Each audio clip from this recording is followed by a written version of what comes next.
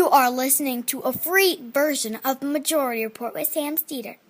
To support the show and get another 15 minutes of daily program, go to majority.fm, please. The Majority Report with Sam Steeder. It is Thursday, August 24th. My name is Michael Brooks. This is the four-time award-winning Majority Report. We're broadcasting live steps from the industrially ravaged Gowanus Canal in the heartland of America, downtown Brooklyn, USA. On today's program, a pre-recorded but brand new for you interview that Sam did with NYU professor Jonathan Morduch on the Financial Diaries, real-life experiences of Americans dealing with inequality and the economic crisis. Donald Trump's 62% of Americans say that he is dividing the country. Can't believe that's not higher. Gun sales declining as fears of the government taking your guns away decline. Of course, gun sales skyrocketed under Obama, and he didn't do anything to take away your guns either. He just let you carry them in public parks, which is part of the reason that we're dealing with these crazy alt-right people in open carry situations.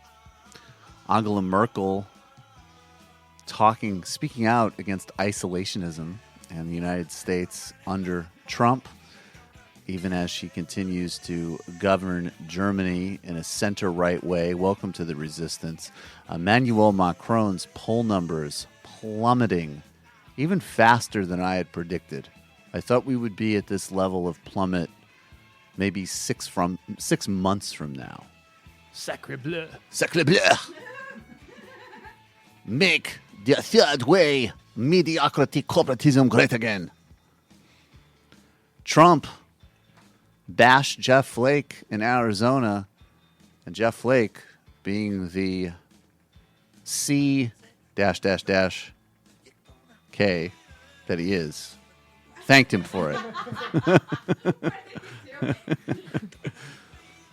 Brian Kilmeade, not happy about a new faculty appointment at Howard University. Newt Gingrich somehow managing to connect a Civil War reference and an insane comparison between the Confederates and the left, which he is known for, with a brand new right-wing ballywick, or not a brand new one, but a new consistent right-wing ballywick, whining about ESPN. Apparently, ESPN anchors acknowledging that racism exists as one of the reasons that we're about to have a socialist revolution in this country. And Tucker Carlson and Mark Stein joined together as a super team to show everybody how to not deliver a joke. All that and more on today's Majority Report. And, of course, your calls and IMs in the second half. I'm at the helm for the second half. We're going to get to the interview that Sam did with Jonathan Morduch in a minute. But first, it's a pretty delicious piece of sound from Sean Hannity. I like the desperation level that we're at right now.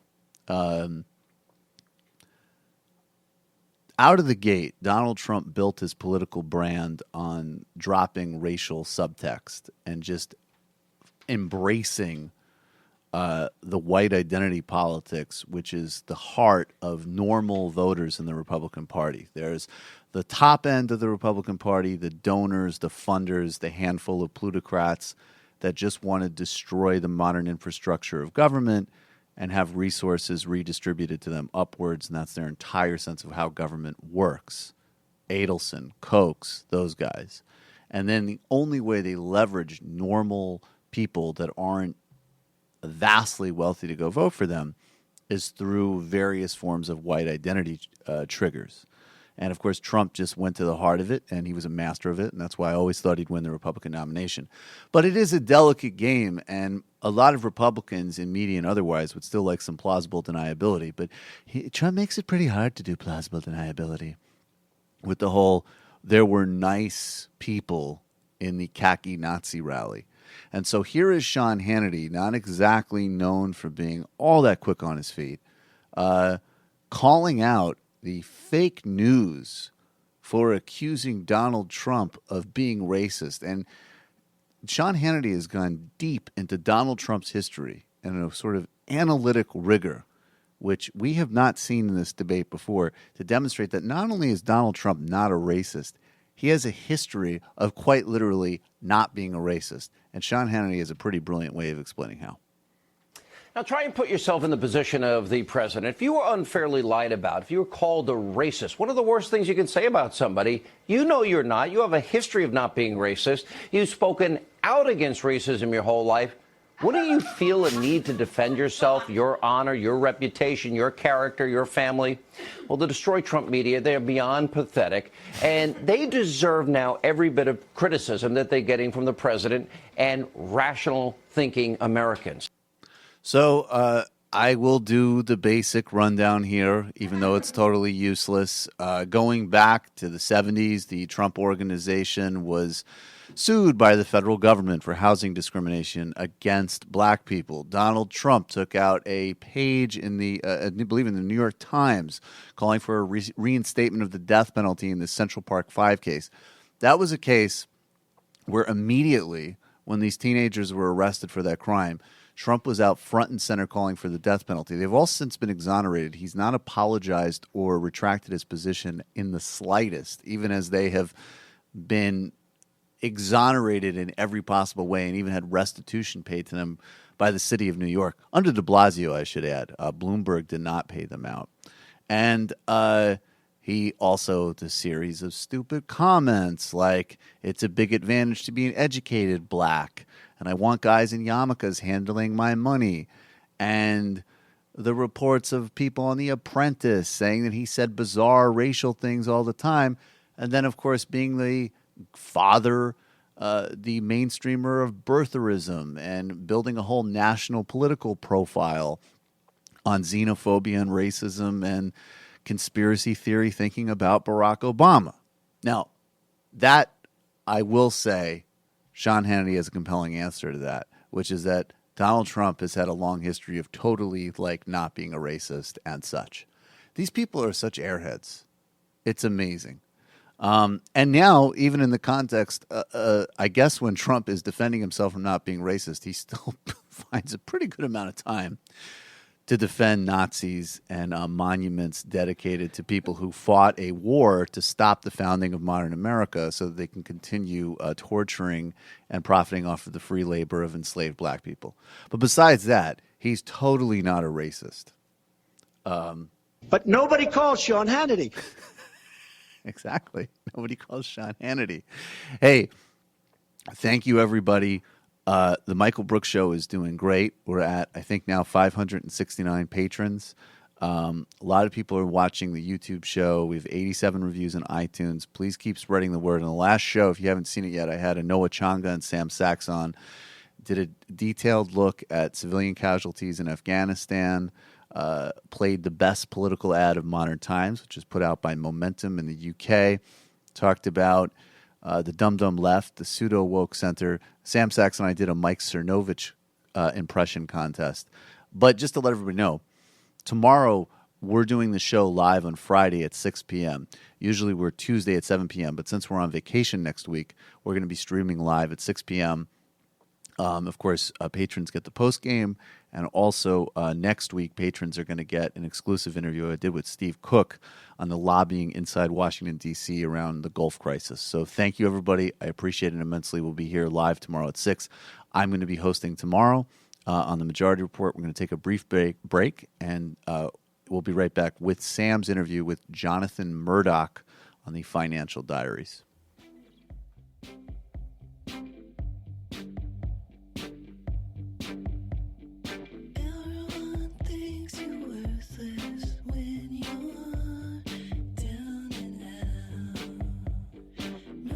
We are back. Sam Seder on the Majority Report on the phone. It is a pleasure to welcome to the program Jonathan Morduch. He is a professor of public policy and economics at the NYU Wagner Graduate School of Public Service. He is also the co-author of the Financial Diaries, How American Families Cope in a World of Uncertainty, and he co-authored that with Rachel Schneider, who is a senior vice president at the Center for Financial Services Innovation. Welcome to the program, Jonathan. Thank you, Sam. So, all right. So, describe to us the book is based on these financial diaries. Describe to us first why, and we should just say it's 235 households. It's conducted in 5 states across the country: Ohio, Kentucky, California, Mississippi, and New York. Why did you do this? What question did you have, I guess, that you were hoping this would at least provide some answers to? Yeah, the question, why did we do this, was something that we kept asking ourselves at various points during the project. But the reason we started was that there's tons of data about the condition of American families, right? There's lots of government reports, there are a lot of foundation reports, and so it's a big question. Who needs more data on how people have ended up? But we felt, Rachel and I and a group of funders, that there wasn't really data on how families were living week by week, how they were making decisions, what obstacles they were running into. We had a lot of snapshots, but we didn't have anything that was rigorous and focused on households' economic and financial lives, but was something more like a movie, something more capturing how households are moving through time. And so we created these financial diaries, which were really day-to-day records of everything that these 235 households were doing, really every financial transaction, everything they earned or spent or borrowed, everything. And that turned out to be a truly unique window on their lives. Okay, so this was over the course of 2012, 2013, but and I want to get to sort of what the implications of that time period might be in terms of the data, and then we'll go through the different sort of elements that you of their financial lives that you uncovered. But just from a mechanical standpoint, so like, what did the diary look like? Were the instructions that they got, were any time a dollar comes in or goes out, or what? Or did you have like a series of questions that they should fill out every day? Mechanically, how did that work? Yeah, I'm glad you asked, because in truth, it's a bit of a misnomer. So we think of these as diaries in the sense that they're intimate, they're daily, they try to capture everything. They reveal things which are often hidden that you don't share with others. But mechanically, the way that we did it is we had full-time researchers, part of a team on site in every location, who would visit the households every 2 to 4 weeks and run through, day by day, everything the households were doing. So in practice, households often ended up keeping their own records, but mechanically, we ended up going to the households and writing it down in a kind of format, entering it into our database, doing corrections, and then later coming back and asking them when things didn't quite look like they were adding up. So in many ways, it was like a traditional survey, but it was just happening at an incredibly high frequency every couple of weeks. And why did you, just out of curiosity, why that? I imagine you sort of weighed different methodologies. Why that one? So why not just actually do diaries? Yeah. Tradition. Yeah, no, that's interesting. I think we wanted to make sure there was quality control. And it's exactly like you were saying, right? Like making sure that the right answers were asked and the right, responses were filled in. When you do this, you've got households who are incredibly busy. Right. It's really incredible that 235 households agreed to open up their lives to us like this. And so just having them focus for that time with the field researcher present was really, really valuable. Otherwise, it's like, filling out your taxes. You just don't want to do it. And, we had lots of households who said in the end, like, this was really a pain. It was really tedious, but I'm glad I did it in the end. And I hope people through this process can see what I'm going through. But, voluntarily, they wouldn't have done it. Well, you without did start out disruption. with like 400 families, right? And then a significant number sort of dropped out, I guess, through the process. How did you choose the families? Yeah, we started off with these 400 families, and we started off with this big intake survey, this like monster survey to like get a baseline. And once a big chunk of families saw what we were up to, they said, "Forget it. Good luck to you. We're not interested," which was good for them and good for us because we needed to have households who would stick with it. What we were looking for was households that were typical of the condition of working families today. So everybody had to have a working member, at least one working member. Some households were on average below the poverty line, about a quarter below the poverty line. About a quarter were around the median in their areas, around the middle. So nobody was really rich and no one was incredibly poor. Most were kind of in the middle class, lower income, close to the poverty line or below. Kind of looking for households who get lost often in conversations. So like when we talk about inequality, we're often so focused on the top 10% or the top 1% of the income distribution. We wanted to spend time with households that were in the bottom 50% of the distribution, but not the very, very poor. And were they also, you say income, but also wealth distribution? I mean, I guess, once you get below 25% or so, things probably flatten out a little bit in terms of wealth because people across the income spectrum are not saving as much. But what did wealth play in this? Yeah, it's really interesting. I mean, these are households largely, many of whom have a lot of debt of various kinds, consumer debt, student debt, housing debt. So their wealth situation, they're the part of America who don't have much wealth relative to what's happening at the top end. So we wanted to understand how these households are coping in situations where their income has been fairly stagnant, their wealth is not growing, and they're dealing with debt. And then, the big story that we saw, the big revelation was by spending time with the households through the year, we started to see a lot of volatility and unpredictability. And that kind of helped us see a new picture of how these households were doing. Well, that is, I think the thing that really stands out. In the first, I guess the first three chapters are earning and saving and smoothing and spiking. And it's the earning is one thing, but the spending is also fascinating. But walk us through, what it is. What did you find out between, within that dynamic of both earning and spending? There's a similar dynamic, I guess, which is at play, which is, of course, that volatility. But tell us about that. Yeah, I mean, before jumping into our story, I just saw a statistic that was collected, I think, by the Pew Charitable Trust. So this was a nationally representative survey. So thousands of households, versus our 235 households. And I think the question was, can you predict your income and expenses relatively consistently month by month? And just 47% of Americans said that they could. I think I'm getting that right. So about half of households said they had relatively consistent earning and spending month by month. It means the other half didn't. And that's really what we were seeing.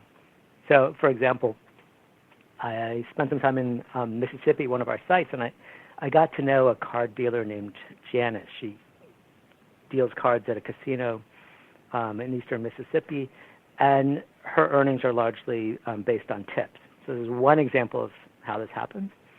So it turns out for Janice that in the summer, her paychecks are big. People are in the casino, they're gambling, everything's very busy, she's doing well. But fall comes around, kids go back to school, football's on TV, and all of a sudden the casino starts to clear out because she's earning tips. Her paychecks start falling pretty sharply. By Christmas time, her paychecks are way down. And those kinds of patterns, whether it's people earning money on tips or commission or hourly work, which is not steady and guaranteed, that became a big story in our data and really changed the way people are saving and borrowing. So to give you one data point from our observations, if we look at households' income month by month, and we think about the average of that income, we counted 5 months of the year where the households were either 25% above the average or 25% below their average. So 5 months out of the year. When we talk about income swings and unpredictability, that was really striking, because when your income's going up and down like that, it's hard to budget, it's hard to save. We have lots of advice for households that they should, be slow and steady and prudent. But when your income's going up and down like that, it's really, really hard.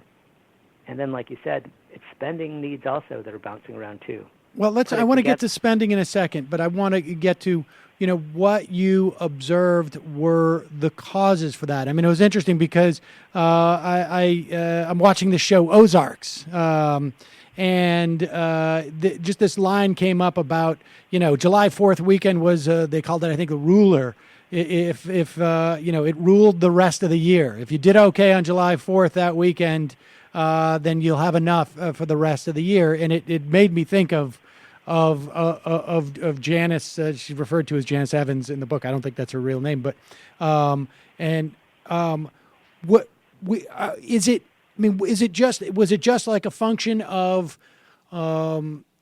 people are in businesses that are like are seasonal, or is it that there are other factors that impact the earning volatility? Yeah, it's not just seasonality. For some, the seasons matter. Janice is a great story because of that. But often it's just businesses are having ups and downs in demand. Folks are going to the mall, folks are going to the restaurant, or not. And what we're seeing is a fundamental shift in the labor market. That's the deeper story. It's really been happening since the 80s. It's often called, a hollowing out of the labor market. So those sort of solid middle-class jobs that used to, earn between, pay between maybe $25,000 a year and $50,000 a year, they're a lot harder to find.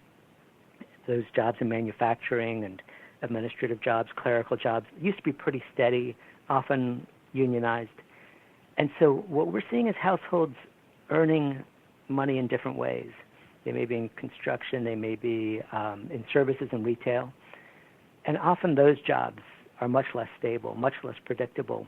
Hours are bouncing up and down. You're counting on, overtime. You might not get that overtime. It turns out that a lot of folks have steady jobs, but not steady paychecks. So one week they're getting 40 hours, the next week we only have 25 hours for you this week. That type of situation. Yeah, exactly. Show up at the restaurant prepared to do your shift, and you're told to go home because there aren't enough customers there. And that's on you. That's not on the restaurant. That's the shift. And that's a reflection of a broader change to going to more of like a service economy, right? Than a manufacturing economy? Yeah. It's a lot of things going on at the same time. It's really a shift in power from workers to employers, because they can do this, and workers are pretty powerless. So it's partly a shift in the kind of job, but also in the relationship between the workers and the bosses. And so it's all playing out, and technology is also exacerbating some of it.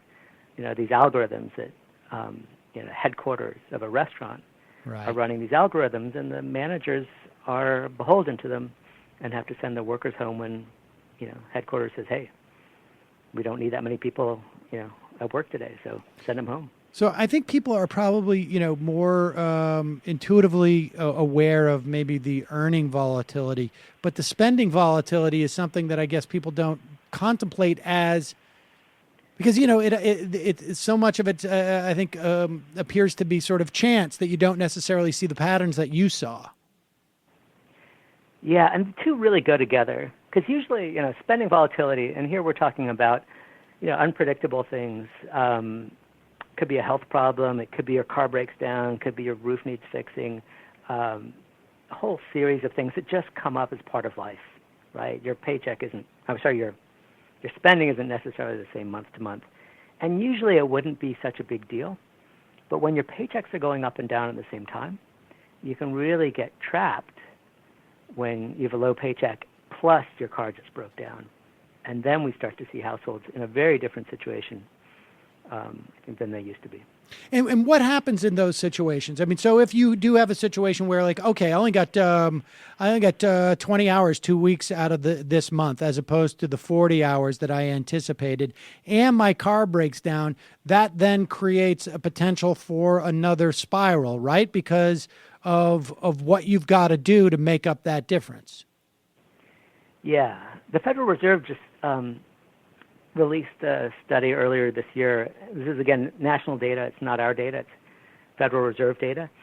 And they asked a sample of Americans whether they could come up with $400 in an emergency, something just like you're describing. You need something to fix the car, $400.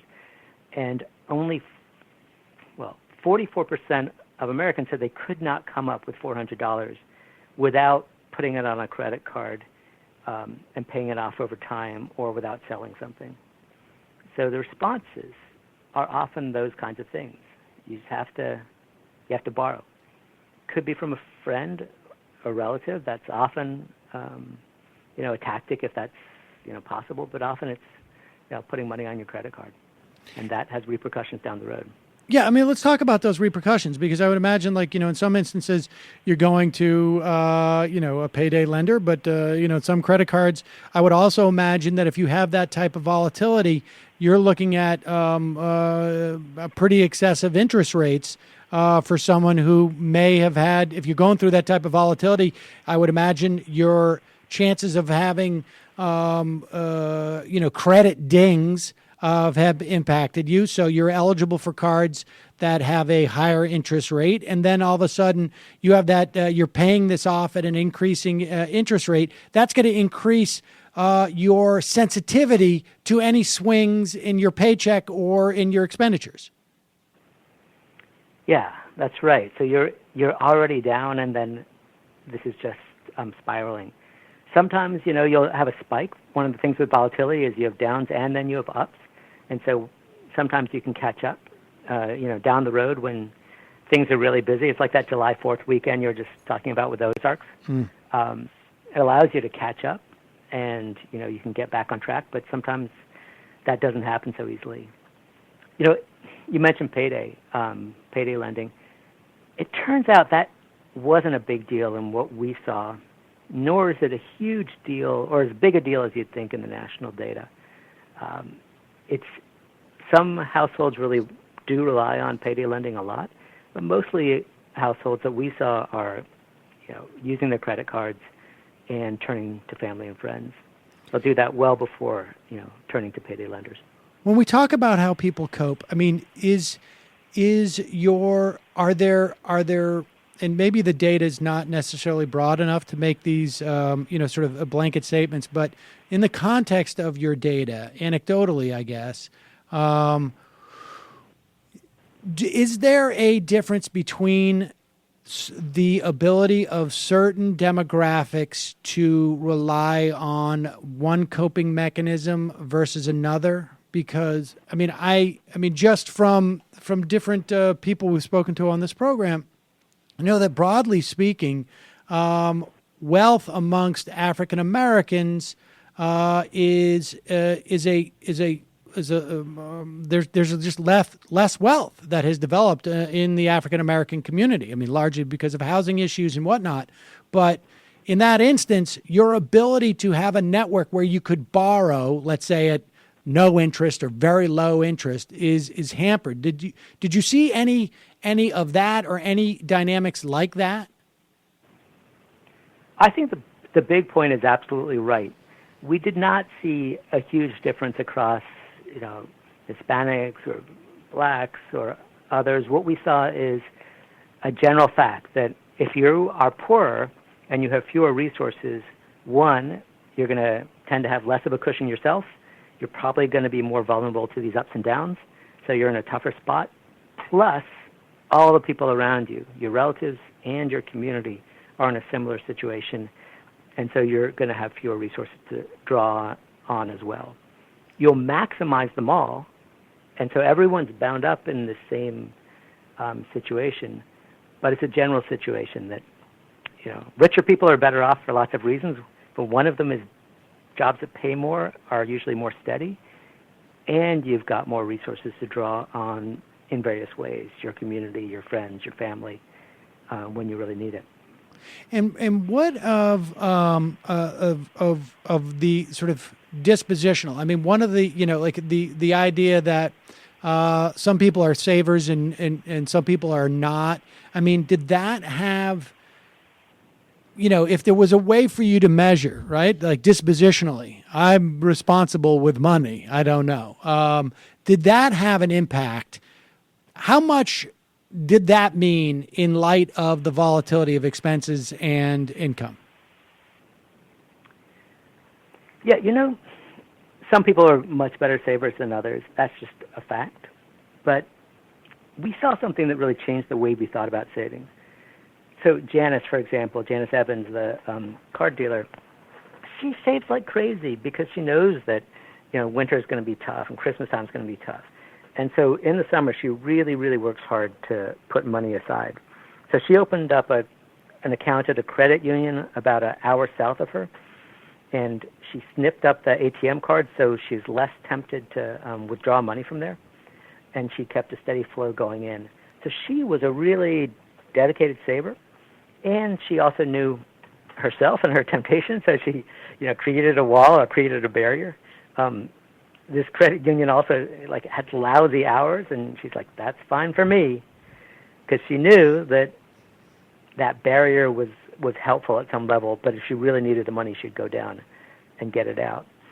But the story that we saw with Janice and so many others was that she worked really hard to save. So she wasn't, just profligate, recklessly overspending. But that money was earmarked and was spent within the year to deal with the short-term ups and downs, as it had to be. She did not have a big retirement account. She had some from the casino, but she was basically ill-prepared for what was coming down the road in the future. But that's the way in which we saw sort of a different take on the saving story. When we saw people who didn't have long-term savings, it didn't mean that they were recklessly overspending. What it often meant was they're actually saving, but for short-term needs, and they weren't really getting help with this. And government policies and plans often are actually making it harder to do that. And so change the story in a fundamental way. So in other words, they just simply didn't have the resources to save long-term, that their savings had to be short and mid-term. For their savings horizon was shorter, I guess. And what policies inhibit their ability to save?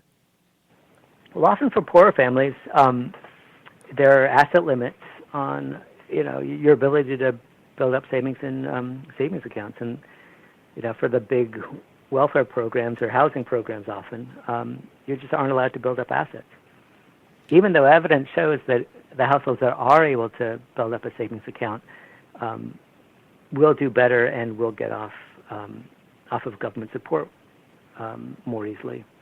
But we often have porous policies that are working against helping households save. So, in other words, if you go through a period where you need to get on food stamps, let's say, or you need some other form of assistance, the fact that you've saved cuts against your ability to get that immediate help. You'll have to drain down your savings so that the next time you run into that situation, you're eligible. Yeah, that's absolutely right. Now, food stamps, they've been lifting the asset limits. But that's right in general. There are a lot of situations where you just can't have that saving. And so what do we know about poverty because of this? I mean, in terms of, we refer to people as, living in poverty, but there's a tremendous amount of volatility in that. And that also, I would imagine, you did your study before Obamacare, for instance, was rolled out, and the expansion of Medicaid that happened in certain areas. Or Medicaid, I should say. But I would imagine that has impact too, right? I mean, that was almost what some of the things that were problematic about the way that was structured. You don't know if we're talking about 50% of the population, and the exchange subsidies kick in at 133% of poverty. If you don't know 6 months out, you can't possibly predict what your income's going to be. That's going to make that process that much more complicated. Yeah, no, totally. I mean, another part about Obamacare, it's a huge help for lots of households, and the expansions, totally. However, the households like the ones we got to meet, for the most part, chose high deductible plans. Right? They just didn't have the slack to choose plans with better coverage. That meant that they were still vulnerable to huge out-of-pocket expenses. I mean, $500, $1,000. I think that's the average. And so they are ill-prepared for those ups and downs. They have insurance, but they're still very vulnerable to ups and downs. And what we saw was, they'd avoid going to doctors. When they'd get prescriptions, they would take half the pills, if any. So I came to appreciate the power of Obamacare, but I also came to appreciate just how much further we have to go to get a health system that works for these families. And this is a huge part of America. Well, so what is there a story or two? Is there a family that sticks out for you that we're now 5 years out from 4 years out from these? You probably first looking at these diaries in their totality. Is there a family that still resonates with you? There is one family that we really start the book and end the book on. Their name is Becky and Jeremy, and they live in Ohio. It's Trump territory. I didn't ask them about their voting patterns, but they're probably Trump voters. They're an interesting family. They earn substantially above the poverty line, or enough to feel not poor. Jeremy's a truck mechanic. He fixes big rigs, but he's also subject to seasonal ups and downs. And one of the things we saw as we looked at their income was that even though on average they were safely above the poverty line, we actually saw 6 months of the year in which their income dipped below the poverty line. And in those instances, Becky said they had to go on food stamps and they had to go to the state for health insurance just in order to make ends meet. And it was a weird situation for Becky. I mean, she's like caught between feeling not poor, because on average they weren't, but feeling poor at the same time because they're being sort of subject to these ups and downs in their income and with really very little help in dealing with it. And so Becky and Jeremy's situation, a really lovely young family trying to move forward in the world, but being sort of caught between an aim for mobility, but this fundamental instability that so many Americans feel.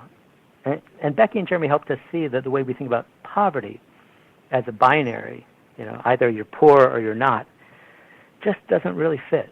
There are a lot of households that are poor some of the time, not poor other parts of the time, and we're not designing policies that help that kind of problem.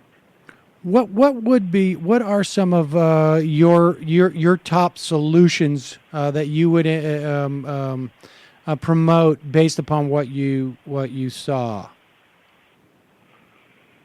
Yeah, it's a really interesting question. There are lots of different ways to think about this. And one of the big problems when we think about what's happening in the workplace is that risk is being shifted, as you said, from from bosses onto workers. And so one way, of course, is collective action, ways that workers could, retake some power and negotiate more strongly for better protections. I'm not going to hold my breath on that, but that's clearly one thing which has changed in America, which is contributing to this. But there have been some attempts at regulation which I think could be helpful. So to the extent that variable hours is a story, there are attempts now to create legislation that guarantees workers at least predictable hours and notice well ahead of time when their hours are going to go up and down, so that you don't find out that single day that you have to go home. So there's some hours scheduling legislation which is happening in cities and states, which I think is really exciting and can help. There's also, you were talking about credit cards and financial solutions. Really like to see stronger consumer protections. Part of the problem, as you were saying, is that households, when they're down, they don't have a lot of great solutions financially, and often they're preyed on by financial service providers. So keeping the CFPB, the Consumer Financial Protection Bureau, maintaining it and strengthening it would really go far in helping protect these households. And the last thing isn't really a policy. It's just a set of ideas and products. We're starting to see a lot of, especially young people and startups, designing new financial products and services for this population. So simple, smartphone-based apps that help people save, that might kind of track someone's income, see it going up and down, and grab money when it's up and give it back to people when it's down, helping people save by automating it. So we're seeing a lot of innovation in different places. Some of it's policy-wise, some of it's product-wise. But there's a long way to go, and I think people are starting to pay attention to the problem, and that's the most important step. Jonathan Morduch, the book is The Financial Diaries, How American Families Cope in a World of Uncertainty. Thank you so much for your time today. I really appreciate it. Thank you, Sam. This was great. Are we back here? Welcome back, everybody. Matt, do we have a Jimmy Reefer kick? No problem. Am I on mic? Okay, cool. Do we have a Jimmy Reefer Cake song? I think we do. And if we do, we'll play that before. Or wait, I guess not we'll. Oh, Friday. right, We'll it's play not it Friday. tomorrow. I'm getting ahead of myself. I'm having a moment of wish fulfillment here. Okay, everybody, the phone lines are on 646-257-3920, 646-257-3920. The IMs are on. We got a lot to get to, so let's just get right to the fun half. Become a member of the Majority Report today. Write an iTunes review for the Majority Report. Subscribe. Use the Majority Report kickback. You know all the ways. See you on the fun half.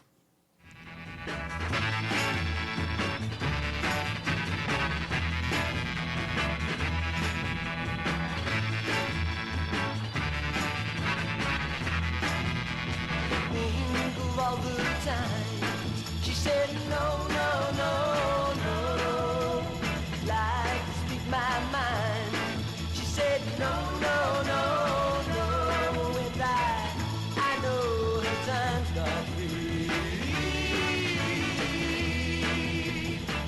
She didn't waste none on me. Situation sad. She said no.